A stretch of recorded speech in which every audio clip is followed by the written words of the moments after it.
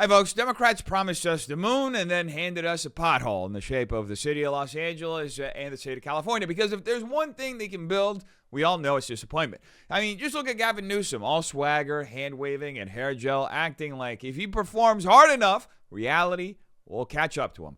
Then we've got, of course, Mayor Karen Bass proudly declaring that Los Angeles will always stand with our immigrant community while the White House turns the city into a political petri dish.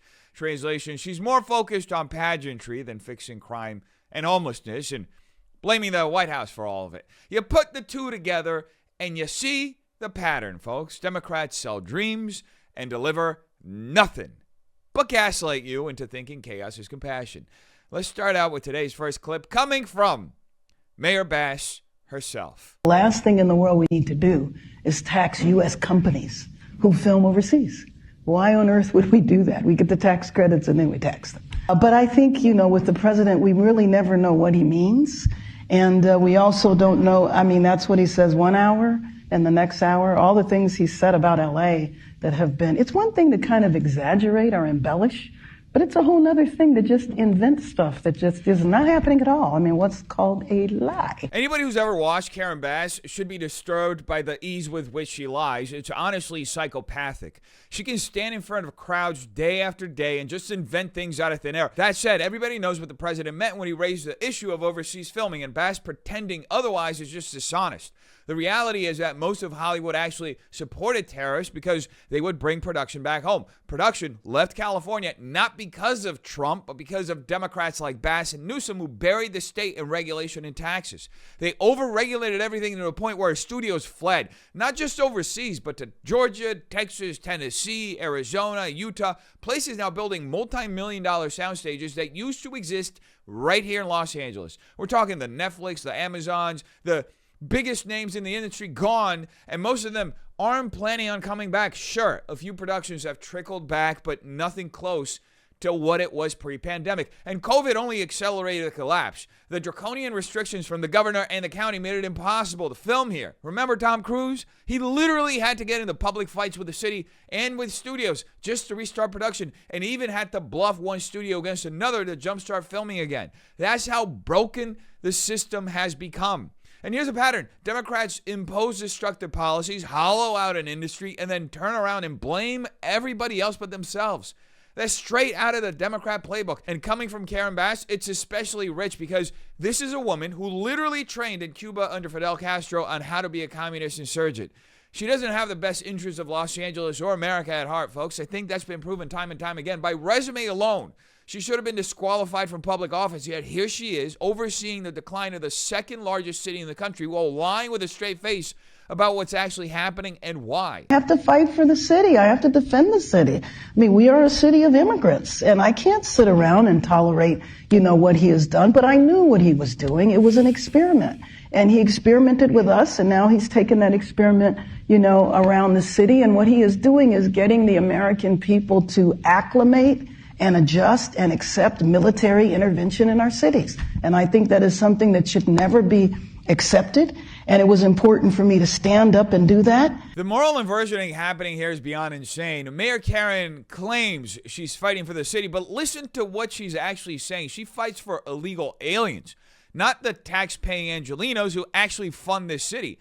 I've heard her stand up more for people who are here illegally than for citizens who supposedly elected her. And I say supposedly because we don't know how many of those votes were actually legal. Anyway, Los Angeles has the largest illegal alien population in the country, over 1 million people, more than 10% of the city's 10 million residents. By contrast, the state as a whole is under 10%.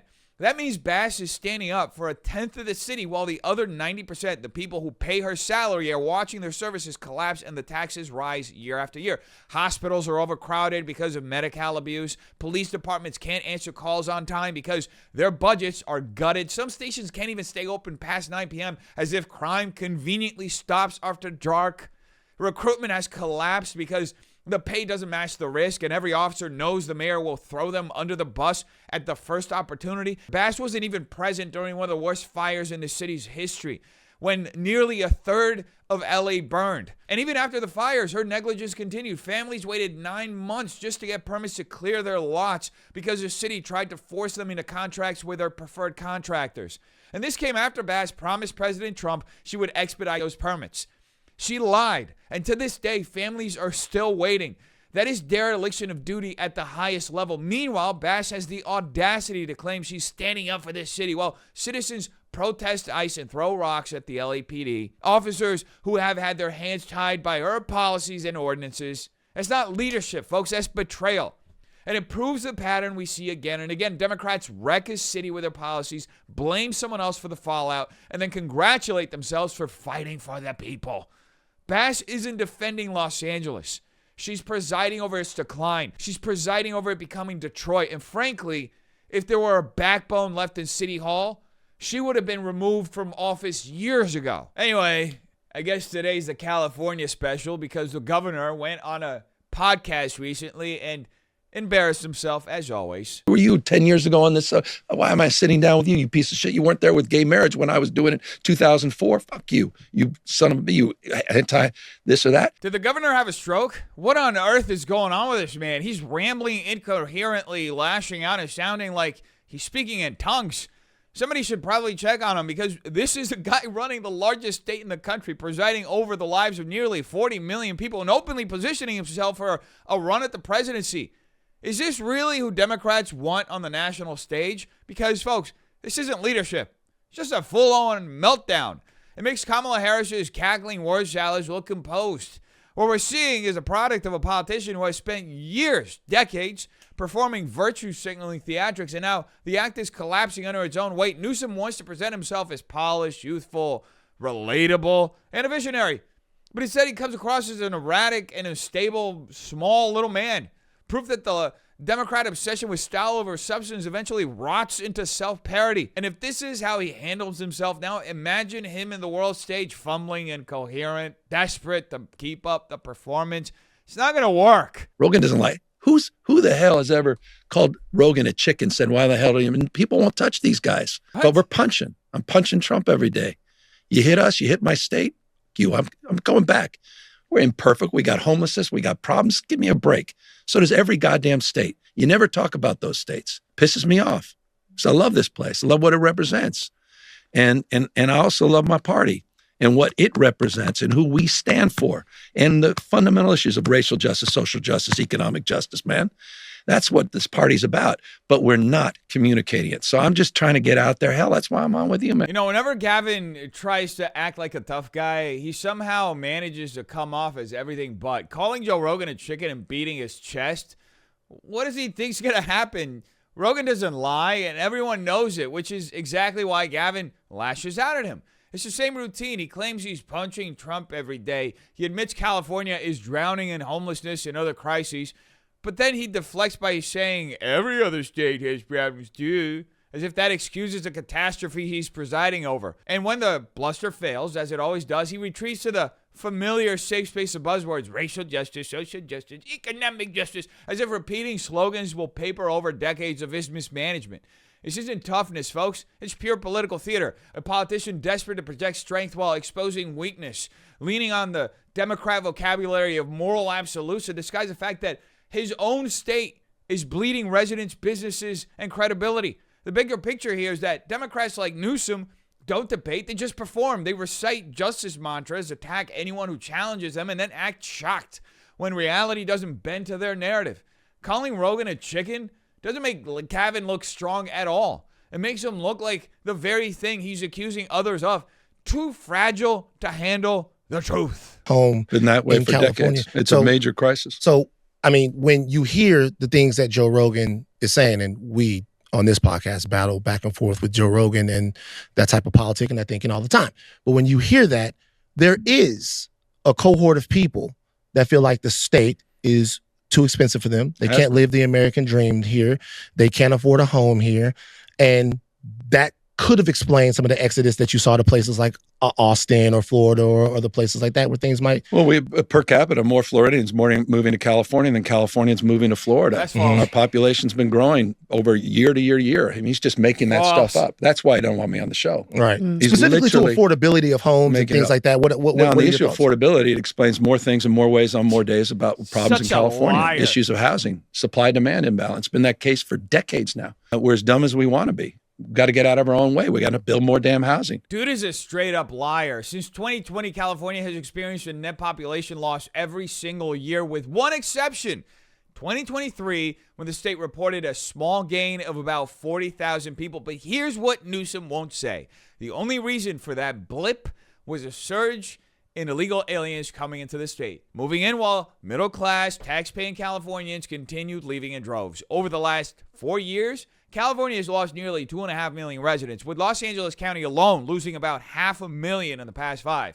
These aren't just numbers on a spreadsheet, folks. These are real, hard-working, middle-class Americans, the backbone of the state, who packed up their businesses, their skills, and their families and took them to states like Texas, Tennessee, Arizona, Nevada, and Florida. And if you live here, you know the official numbers probably understated. Every Californian knows several family members or friends who left permanently. Yet Newsom goes on air insisting more Floridians are moving here than the reverse, a claim so misleading it borders on parody.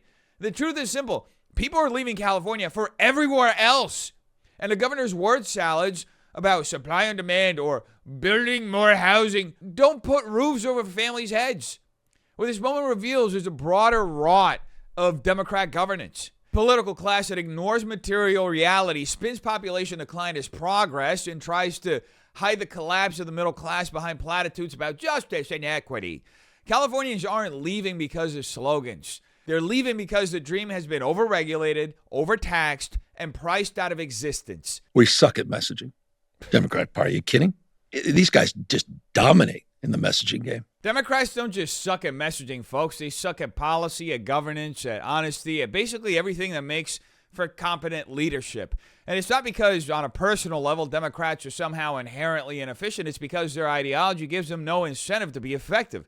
They never have to actually take accountability for anything in their moral framework because their entire framework is built on avoiding it. That's why their first instinct is to always gaslight, to shift blame, to turn every failure into a new excuse for a power grab. When you're aligned with Marxist principles, the outcome is always the same: poverty and collapse. Why? Well, because the ideology strips away personal responsibility and replaces it with a collective model that discourages work, conviction, and any sort of risk-taking. It promises to spread the burden, but in reality, it just spreads failure. We've seen it time and again. Communist societies don't prosper, they decay. Even China, which still calls itself communist, had to graft capitalistic principles onto its system just to generate wealth and survive. They allowed tightly controlled markets and private industry because without them, the country would look more like North Korea, brittle, starving, and bankrupt. And yet China's success comes with the Communist Party still holding ultimate control over the means of production, which is why the whole structure remains somewhat fragile. So what Newsom reveals, even in this moment of honesty, so-called honesty, is the truth behind the Democrat Party. They can't communicate well because they can't govern well. And they can't govern well because their principles, their ideology rewards failure and it punishes accountability. That's why I'm about to sign one of the most significant housing bills in years in California as it relates to density bonuses around transit corridors. We're moving from a NIMBY mindset, not in my backyard, to this YIMBY mindset. And we're being very aggressive. Let me be more specific. Not only are we promoting reforms in terms of the regulatory system that's slowing down development of more housing to address the affordability challenge, but I also created a housing accountability unit where we're quite literally suing cities that are not producing enough housing. The state of California has a state of mind that is completely aligned with that critique. And that's why we've been very aggressive, because at the end of the day, forgive the vernacular, localism is determinative, meaning state's vision is realized locally. We don't build the housing, we create the conditions. And so cities like Huntington Beach refuse to even zone housing, let alone build housing. So we sued him. Of course, Newsom is out here bragging about suing Republican cities for not falling in line with his high-density housing agenda, an agenda that destroys neighborhoods, strains infrastructure, and creates the conditions for Democrats to expand their voter base under the guise of solving a housing crisis. Just think about that, folks. California is a massive state with plenty of land where housing could be built anywhere here.